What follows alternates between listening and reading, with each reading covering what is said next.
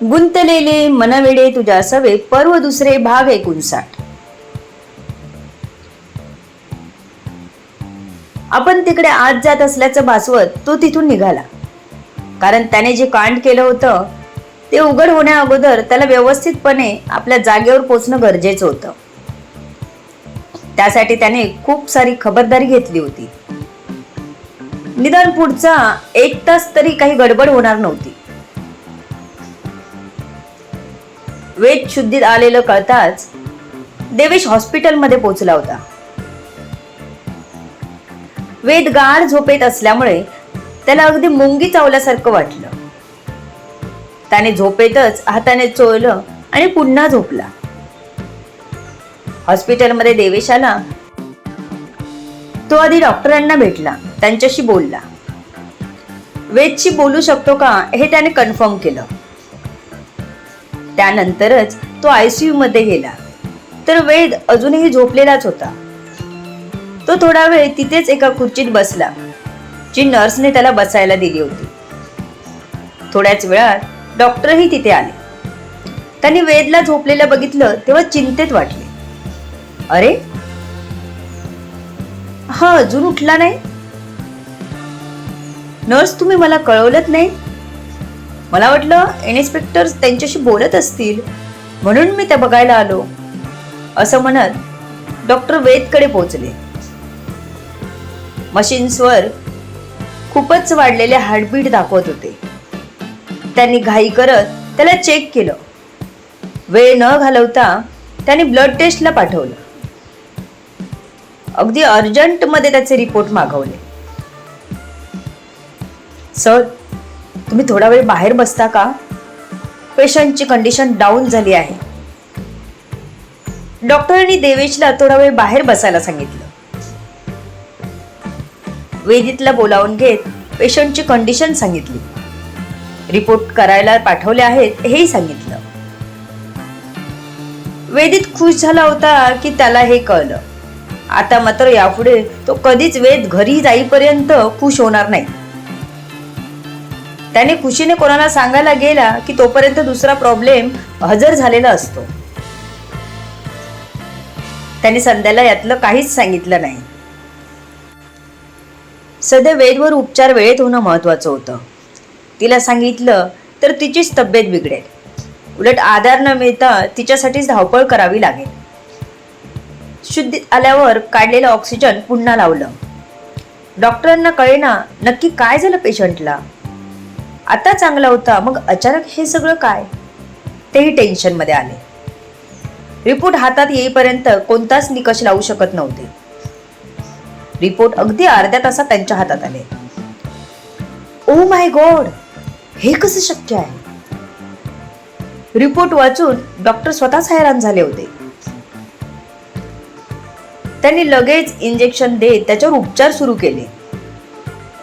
अथक प्रयत्नांनी त्यांना यश आलं.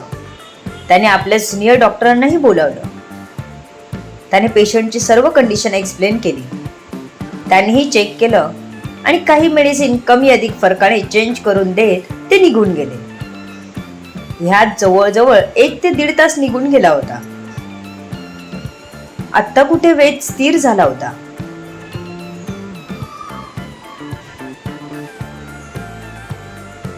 देवेश कधीचा बाहेर बसला होता.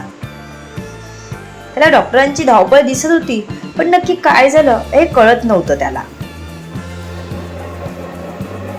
वेद जसा स्थिर झाला तसं डॉक्टरांनी वेदितला पुन्हा बोलावून घेतलं.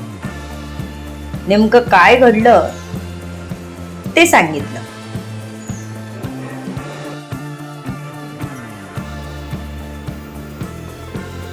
मला वाटलं पेशंट आउट ऑफ डेंजर होता. त्यानंतर त्यांना कशातून तरी पॉयझन देण्यात आलं. हे पॉयझन जास्त हानिकारक नसलं तरी पेशंट ऑलरेडी खूप साऱ्या क्रिटिकल कंडिशन मधून गेला आहे. त्यामुळे त्याच्या बॉडीला ते लवकर इफेक्ट झालं. डॉक्टर बोलतच होते की वेदितने त्यांना मध्येच अडवलं आणि विचारलं, डॉक्टर, त्याला पॉयझन कोण देणार? तुम्ही हॉस्पिटलमधले CCTV फुटेज चेक कराल का? नेमकं त्याच्यासोबत कोणीही हिम्मत केली आहे वेदितने विनंती करत विचारलं. हो हो, ते तर मी चेक करणारच आहे, परंतु आता तो व्यवस्थित आहे हे तुम्हाला सांगणं जास्त गरजेचं होतं. मी आमच्या हॉस्पिटलच्या मॅनेजमेंटला सांगतो. डॉक्टर वेदितला म्हणाले तसा वेदित बाहेर आला. सर, थोडं तुमच्याशी बोलायचं होतं, इकडे येता का? वेदितने देवेशला बाजूला बोलावलं.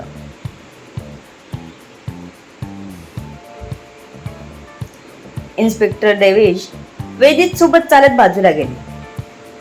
काही अंतरावर वेदित जाऊन थांबला. सर, मला काहीतरी गडबड वाटते. वेदला कुठून तरी पॉयझन दिलं गेलं आणि हे ऐकून मला कसं तरीच वाटलं. त्याला कोण कसं पॉयझन देऊ शकतं? तुम्ही काहीतरी यातून शोधू शकता का? त्याने अगदी हळू आवाजात, संध्याला ऐकू जाणार नाही अशा आवाजात देवेशला विचारलं. काय पॉयझन? देवेश ऐकून चक्रावला होता. हॉस्पिटलची एवढी सिक्युरिटी असताना कोण कसं आत येऊ शकतं?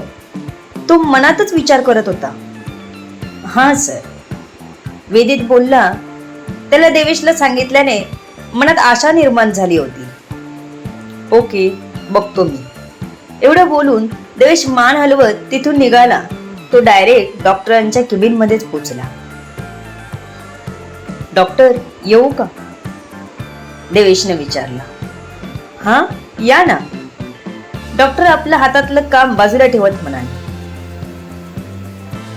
देवेश डॉक्टरांच्या समोरच्या खुर्चीत जाऊन बसला. डॉक्टर, मला तुमच्याशी जरा बोलायचं होतं. देवेशने सरळ मुद्दा मांडायच्या हिशोबानेच विचारलं. बोला ना साहेब, तुम्ही काय आमची परमिशन घेणार? डॉक्टर हसत म्हणाले.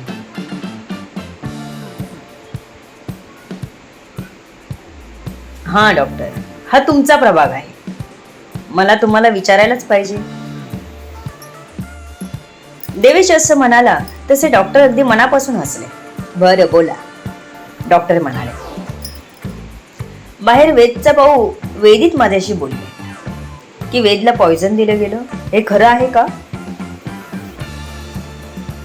इन्स्पेक्टर देवेश आता सिरियस टोन मध्ये विचारत होते. हो, हे खरं आहे, पण ते कसं झालं हे आम्हालाही कळलं नाही. अजूनपर्यंत कुणीही असं हॉस्पिटलमध्ये घुसून पेशंटला दुखापत केली नव्हती. त्यात आमची सिक्युरिटी हॉस्पिटलची तुम्हाला माहीतच आहे किती कडक आहे. तरीही कसं शक्य झालं कुणाला हे कळलं नाही. आतापर्यंत पेशंट एकदम व्यवस्थित होता आणि अचानक त्यांची तब्येत खालावली हे काही कळत नव्हतं. म्हणून मग मी ब्लड रिपोर्ट करायला दिले. त्याच्यामध्ये त्यांच्या शरीरात पॉयझन असल्याचं कळलं. ते लगेच इफेक्ट करणारं नसलं तरी पेशंट आता क्रिटिकल कंडिशन मध्ये असल्यामुळे त्याला ते लगेच इफेक्ट झालं. डॉक्टरांनी देवेशला सर्व माहिती पुरवली. तुम्ही हॉस्पिटलमधले सीसीटीव्ही फुटेज चेक करता का? देवेश आता कडक आवाजात म्हणाला. कारण रिपोर्ट हातात आल्यावर आणि उपचार झाल्यावर पहिलं डॉक्टरांनी देवेशशी बोलायला हवं होतं. ठीक आहे, निदान वेदितने तरी त्याच्याशी बोलला होता, नाहीतर पेशंट शुद्धीत यायची वाट बघत बसला होता तो. हो हो, त्यासाठी ऑलरेडी माझं बोलणं आमच्या मॅनेजमेंटशी झालं आहे. डॉक्टर आता घाबरतच म्हणाले. एकतर त्यांची मॅनेजमेंट खूपच कडक होती, त्यात हे असं काहीतरी वेगळंच प्रकरण होतं. त्यामुळे इन्स्पेक्टरना बघून त्यांनाही भीती वाटली होती. थोड्या वेळापूर्वी शांत वाटणारा देवेश त्यांना आता रागावलेला दिसत होता. आमचे डीन सर इकडे यायला निघाले आहेत, ते दाखवतील तुम्हाला फुटेज. डॉक्टर त्याच्याकडे बघत म्हणाले. आता हा काय बोलेल अशी भीती मनाशी होती त्यांच्या. ओके, किती वेळ लागेल? मला त्यांचा नंबर द्या, मी बोलून घेतो.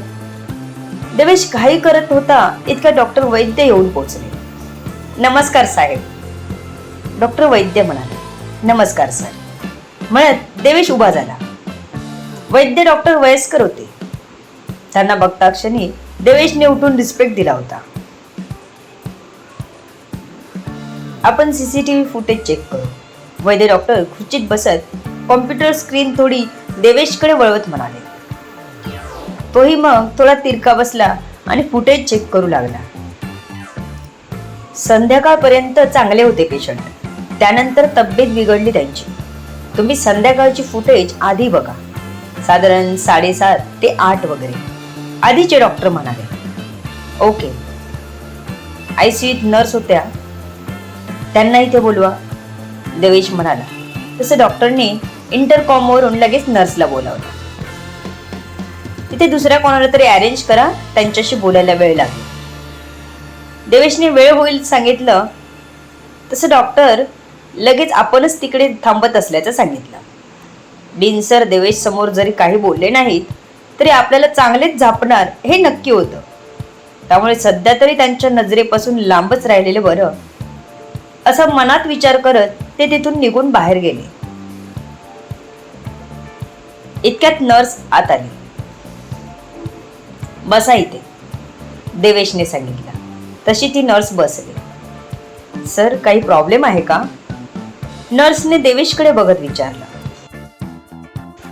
हो, तुम्हाला जे विचारले जातील प्रश्न त्यांची उत्तरं काहीही न लपवता द्या, देवेश बोलला. Okay sir. असं म्हणत ती नर्स आपली ओढणी सरळ करत खुर्चीत नीट बसली. वेदला दिवसभरात किती माणसं भेटून गेली? देवेशने विचारलं.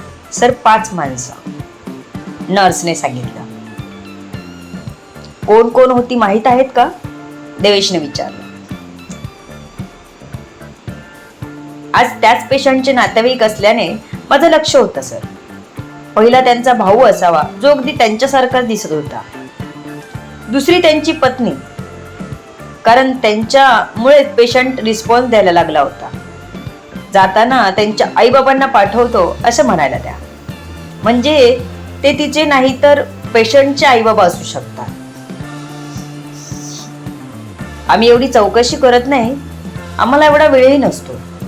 त्यानंतर त्यांचा एक फ्रेंड येऊन गेला जो एकदम फॉरेनर लुक वाटत होता. तरीही तो छान मराठी बोलत होता. नर्सने आलेल्यांची माहिती देवेशला दिली. ओके. हा फ्रेंड किती वाजता आला होता? देवेशने पुन्हा विचारलं. साधारण 7:45च्या सुमारास असावा. नर्सने अंदाज वर्तवत टाइम सांगितला, कारण त्याने घड्याळ बघितलं नव्हतं तेव्हा. ओके, तुम्ही जाऊ शकता. थँक्स फॉर कोऑपरेशन, देवेश म्हणाला. तसं नर्स उठली. Welcome sir. ती तर देवेशच्या बोलण्याने भारीच इम्प्रेस झाली होती. त्याचा एकूण रुबाब बघता पोरी अशाही त्याच्यावर मरायच्या. त्यात नर्स काही नवीन नव्हती. ती हसत म्हणाली आणि बाहेर निघून गेली. देवेशने आता वैद्य सरांकडे बघितलं.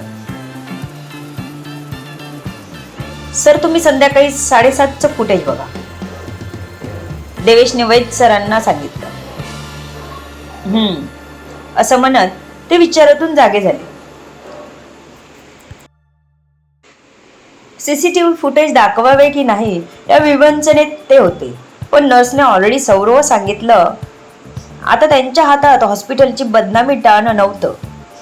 त्यामुळे मग त्याने स्क्रीन पूर्ण देवेशकडे वळवली व स्वतः त्याला एक एक करत फुटेज दाखवू लागले. 1 मिनिट सर, थोडं मागे घ्या, देवेशने सांगताच त्यांनी मागे घेतलं आणि स्लो करून बघितलं तर एक माणूस ब्राऊन केसांचा, साधारण फॉरेनर लुक असलेला माणूस सिक्युरिटीशी बोलला व आत आला. पण त्याच्या काहीतरी लक्षात आलं. त्याने आपल्याकडचा सुजयचा फोटो काढून पुन्हा तो त्याला काही साम्य मिळतं का बघत होता. त्याला सारखं आपल्या डोळ्यातून काहीतरी क्लू सुटतोय असं वाटत होतं, पण काही कळेना. त्याने पुढचं फुटेज बघितलं तर तो माणूस पेशंट लिस्ट वाचत होता उभा. त्यानंतर त्याने आयसीयूत प्रवेश केला. देवेश मनातच म्हणाला, दया, कुछ तो गडबड है. अगदी 5 मिनिटात तो माणूस बाहेर आला आणि संध्याशी बोलला. संध्याची दचकल्याची रिॲक्शन त्याने कॅच केली होती. पण नंतर ती नॉर्मल त्याच्याशी बोलताना दिसत होती. त्यामुळे आता संध्याशी बोलणं गरजेचं होतं. तो एक्झिट दरवाजाने बाहेर जाताना दिसला. म्हणजे हॉस्पिटलमधून तो माणूस बाहेरही निघून गेला होता. देवेश त्याचे फुटेज झूम करून आणि फोटो बघून काहीतरी संदर्भ लावण्याचा प्रयत्न करत होता. त्याने संध्याला आत बोलावलं. देवेश सराने बोलावलं म्हटल्यावर घाबरली, पण वेद संदर्भात काही माहिती हवी असेल म्हणून ती केबिन मध्ये आली. सर बोलावलंत मला? संध्याने साशंक मनाने आत येत विचारलं. हो या ना. इथे जरा बघून मला सांगता का? संध्याची सध्याची अवस्था बघता देवेशने उठून तिला आपल्या जागी बसवलं आणि तिच्या मागे उभा राहिला, जेणेकरून तिला तो दाखवू शकेल. पाहूयात पुढच्या भागात काय होतंय. मिळेल का क्लू देवेशला? संध्याच्याही लक्षात आल्यावर संध्या शांत राहू शकेल का? वेदला जेव्हा कळेल की आपल्याला सुजय पॉइझन देऊन गेला, तेव्हा तो काय करेल? अशा अनेक प्रश्नांची उत्तरं तुम्हाला पुढील भागात मिळतील. तोपर्यंत हा भाग वाचून कसा वाटला हे सांगायला विसरू नका. लेखिका शब्दवेदी उर्फ संतोषी राणे पाताडे. धन्यवाद. निरनिराळ्या कथा ऐकण्यासाठी या चॅनलला सबस्क्राईब करा.